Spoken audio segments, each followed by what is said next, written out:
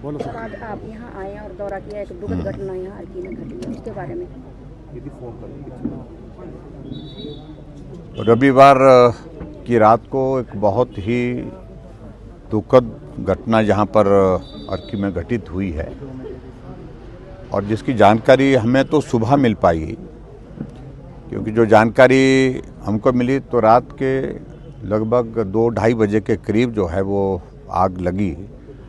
और उस आग में जो अभी तक जो जानकारी हमको मिल पाई है, उस जानकारी के अनुसार 9 लोगों की दुखद मृत्यु हुई है।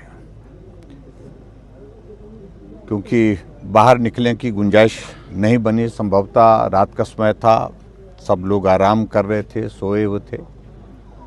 और उसमें जो लोग हैं उनके बारे में जो जानकारी हमको अभी तक मिली है, नेपाल के और बिहार के भी, जो यहाँ पर लेबर का काम करते थे, स्वाभाविक रूप से दिन भर मजदूरी करने के बाद, थकान के बाद वो लोग आराम कर रहे थे। आग अचानक लगी, बाहर निकलने का रास्ता नहीं मिल पाया, ऐसा लगता है। और अभी तक जो आंकड़ा हमारे सामने यहाँ पर आया है, जहाँ जिनकी वेरिफिकेशन का प्रोसेस अभी तक चला है, तो 9 लोगों की इसमें ज़िंदगी गई है। सचमुच में ये बहुत हृदय विदारक घटना घटित हुई है इस इलाके में, पूरे प्रदेश भर में चारों तरफ इसके पश्चात मातम है। और जो जानकारी ये भी मिली हमको कि फायर ब्रिगेड आई थी, लेकिन ठीक प्रकार से वो परफॉर्म नहीं कर पाए। यहाँ पर पानी की छोटी जो गाड़ी थी उसमें पानी ख़त्म हो गया। और भी बहुत सारी चीज़ों को लेकर के, जहाँ दुकानें थी, पुरानी बिल्डिंग थी, ये दुकानें भी पूरी तरह से जल करके राख हुई है, उसमें उनका भी नुकसान हुआ ही हुआ है।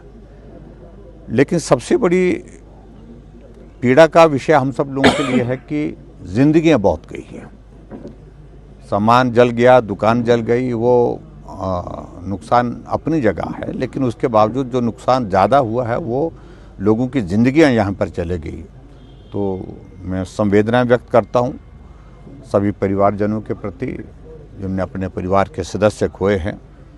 और मैं इस बात के लिए यहाँ के स्थानीय नौजवानों का, जिनके साथ अभी मेरा मिलना हुआ, जिनका परिचय यहाँ पर कराया, जिनको यहाँ पर उस दिन रात को जैसे ही जानकारी मिली तो उसके पश्चात तुरंत वो यहाँ राहत कार्य में जुटे, मदद करने के लिए रेस्क्यू ऑपरेशन में जुटे। जितना संभव था अपने जीवन को जोखिम में डाल करके यहाँ के स्थानीय लोगों ने बहुत मेहनत की है, परिश्रम किया है। मैं उनका भी धन्यवाद करता हूँ, स्थानीय गांव के लोगों का भी धन्यवाद करता हूँ।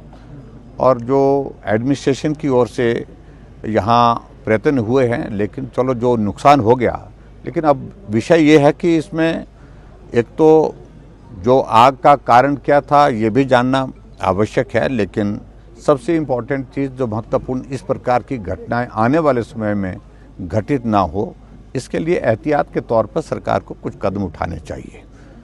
और जो प्रभावित परिवार हैं उनको जो जितना हर संभव जितनी मदद हो सकती है मदद देनी चाहिए, यही मैं कहूँगा। और इसके सिवा मुझे कुछ ज़्यादा नहीं कहना है। Thank you.